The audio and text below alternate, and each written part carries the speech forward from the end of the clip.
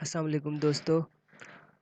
आज तिल की फसल का तारुफ कराते हैं। तिल उगाएं, लाखों में नफ़ा कमाएं। नए आने वाले दोस्तों से गुजारिश है कि चैनल को लाइक, सब्सक्राइब और बेल आइकन पर क्लिक कर दें ताकि नई आने वाली वीडियोस आप तक टाइम से पहुंच सकें। शुक्रिया। सबसे पहले हम जानेंगे तिल्ली की काश्त के बारे में। इसकी काश्त के तरीके बजरिया छट्टा भी काश्त किया जाता है इसको, और इसके काश्त का टाइम है अप्रैल से मई। ज़मीन एक नॉर्मल तरीके से हल चला के रूटावेट चला कर तैयार की जाती है, और इसके बाद बीज जो 1.5 से 2 किलो फ़ी एकड़ छट्टा कर दिया जाता है। और आजकल कुछ दोस्त इसे बजरिया ड्रिल भी काश्त कर रहे हैं। ड्रिल के ज़रिए ये आपको दिखाई दे रही होगी पिक्चर में, ड्रिल के ज़रिए भी आप काश्त कर सकते हैं। इससे भी बहुत फ़ायदा होता है, जड़ी बूटियाँ कंट्रोल की जा सकती हैं वीडिसाइड वगैरह इस्तेमाल करके। और इसके अलावा इसकी बहुत सी अक़साम है। हमारे यहाँ तिल्ली की वैरायटी जो फैसलाबादी नाम से बहुत ज़्यादा मशहूर है। इस पर आने वाले पेस्ट जो और बीमारियाँ, पेस्ट में सबसे ज़्यादा इस पर जो अटैक होता है, ज़मीन से निकलते ही इस पर लश्करी का अटैक होता है। इसके बाद जैसे ही ग्रोथ की तरफ जाती है तो इस पर बग वगैरह और सब्ज़ तेला जैसिड हमला करते हैं, जिसका कंट्रोल हम आगे जाके आपको वीडियो में बताएंगे। और पत्ता लपेट सुंडी, लीफ फोल्डर, और जब फ्रूट उठा लेता है पौधा तो उसके ऊपर अमेरिकन सुंडी का हमला होता है, जिसे हम एमामेक्टिन और मुख्तलिफ और अद्वियात से कंट्रोल करते हैं।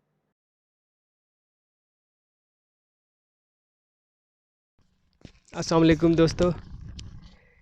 आज हम मार्फोलॉजी, प्रोडक्शन टेक्नोलॉजी ये जानने की कोशिश करेंगे। ये क्रॉप है। अस्सलाम वालेकुम दोस्तों।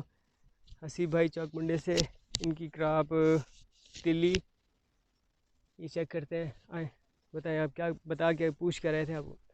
एक तो ये जो प्रॉब्लम है, ठीक है, ये मालफॉर्मेशन, इसको मालफॉर्मेशन कहते हैं, बटूर जैसे आम का बटूर। ये देखें, ये स्टिंग बग सबसे ज़्यादा तिल्ली पे इसका मसला होता है।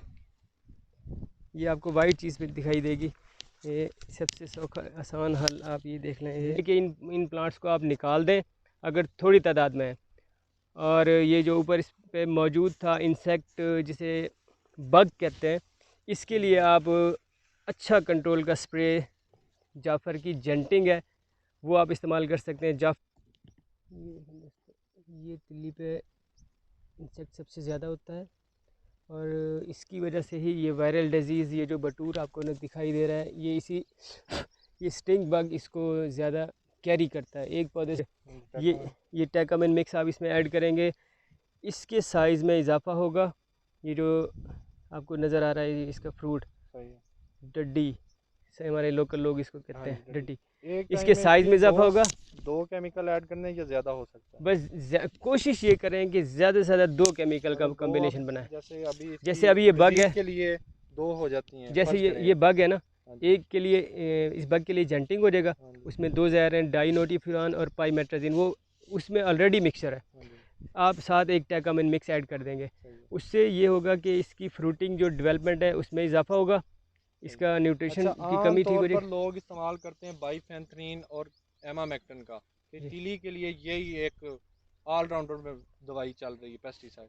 इसका क्या रोल होता है इसमें? देखिए, बाइफेंथ्रीन कोई स्पेशलिस्ट नहीं है आप किसी चीज़ का। अमूमन आम लोगों में मैं बता परसेप्शन रहा पाई जाती हूँ है वो, कि क्योंकि बाइफेंथ्रीन और वो एक एमामेक्टिन सॉफ्ट करते हैं। प्रोडक्ट है। बाइफेंथ्रीन वो फसल को थोड़ा खुशहाली देता है, सही है। हल्का फुल्का तेला हो, थोड़ा बहुत कीड़ा हो, इन सब मिक्सिंग चेक करने के लिए ना, कि हमने इस कैसे कैसे टैंक मिक्स करना है। सही है। वो ये होता है कि आप तीनों फ़र्ज़ करें, जैसे आप टेकामिन मिक्स और जेंटिंग कर रहे हैं, तीसरा एमामेक्टिन इसमें आपने शामिल करना है, तो आप उस दवाइयों दोनों टेकामिन को, एमा को एक एक ढक्कन किसी पैमाने में डाल लें, उनको आपस में मिक्स करें।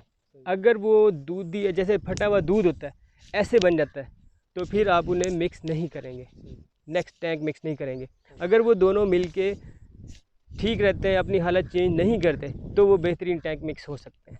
कोई भी सुंडी का अटैक होता है जिसके लिए एमामेक्टिन लोग इस पर स्प्रे करते हैं, वो किसी भी कंपनी का, अच्छी कंपनी का आप लेकर इस्तेमाल कर सकते हैं। जितनी अच्छी कंपनी का प्रोडक्ट इस्तेमाल करेंगे उतना लंबा कंट्रोल मिलेगा, फसल पे इम्पैक्ट अच्छा आएगा। ये देखें, ये इसकी फ्रूट है, इसको खादें भी इतनी ज़्यादा मिकदार में, जिस तरह और क्रॉप्स बिग इन्वेस्टमेंट वाली क्रॉप्स होती हैं उस उतना नहीं होता इस पर।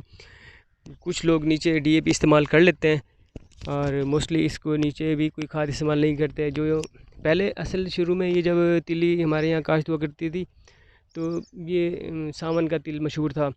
3 से 4 मन 5 मन पर एकड़ इसकी पैदावार आ जाया करती थी। लेकिन ये जब से हाड़ी की तिल्ली जो है ये मशहूर है, हाड़ी की तिल्ली हमारे यहाँ पे लगती है, या फैसलाबादी तिल भी कहते हैं इसको। इसमें पिछले साल लोगों ने 15 से 20 मन भी लोगों ने पैदावार फ़ी एकड़ ली है और रेट इसका पिछले साल बहुत अच्छा था। 6,000 रुपये मन के हिसाब से लेकर 8,000 तक इसका रेट गया था। तो इस वजह से लोग इस दफ़ा इस क्रॉप की तरफ बहुत ज़्यादा रुख किया है इस बार लोगों ने ना। हमारे यहाँ पे काटन जितनी काश्त हुआ करती थी, काटन को छोड़ के लोग इसकी तरफ शिफ्ट हो चुके हैं, तिली की तरफ। इस दफ़ा रेट की अभी कोई कंफर्म नहीं है कि क्या क्या होता है। अभी मार्केट में 5,000 6,000 की सुनने में आ रही है, मन का रेट है।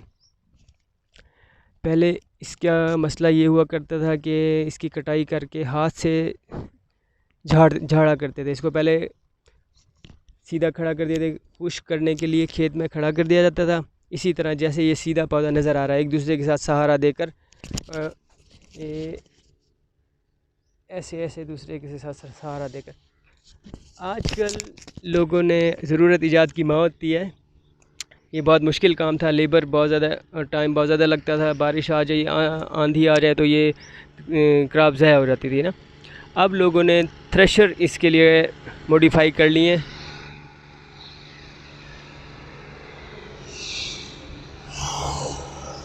थ्रेशर वही जो गंदम के लिए इस्तेमाल हुआ करती थी, उसको कोई राउंड चक्कर वगैरह उसको कम ज़्यादा करके अब ये वही थ्रेशर जो गंदम के लिए बाजरे के लिए इस्तेमाल होती है, उसी में इसको थ्रेशर किया जाता है।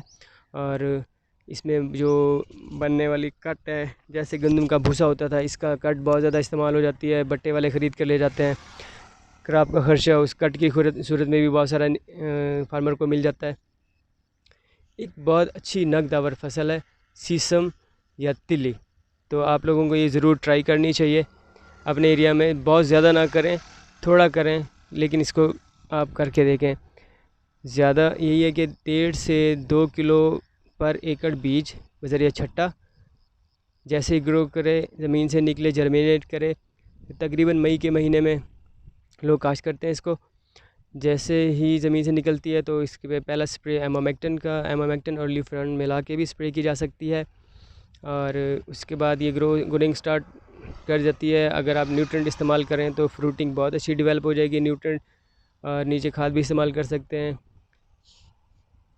90 डेज़ तकरीबन कंप्लीट होने में लग जाते हैं इसको। फिर कटवा के और थ्रेशर करवा लें। ज़्यादा 3 से 4 स्प्रे कर सकते हैं आप इसको। जो बहुत ज़्यादा प्रेशर, अगर तेले का ये जो बग मैंने दिखाने की कोशिश की आपको, अगर ये दोबारा एक दफ़ा दिखा देते हैं जी, ये पेस्ट इस पे बहुत ज़्यादा अटैक करता है, जिसकी वजह से वायरल डिजीज़ भी आती है। पत्ते छोटे रह जाते हैं, सिकुड़ना शुरू हो जाते हैं, मुड़ना शुरू हो जाते हैं। ये इस बीमारी को ये आगे बहुत ज़्यादा बढ़ाता है। शुक्रिया दोस्तों। अगर ये कुछ थोड़ी सी भी इंफॉर्मेशन में से कोई एक पॉइंट भी पसंद आया हो आपको, चैनल को ज़रूर सब्सक्राइब करें और ये बेल आइकन को क्लिक कर दें ऑल वीडियोस पे, ताकि आने वाली न्यू वीडियोस वो आपको मिलती रहें। बहुत शुक्रिया।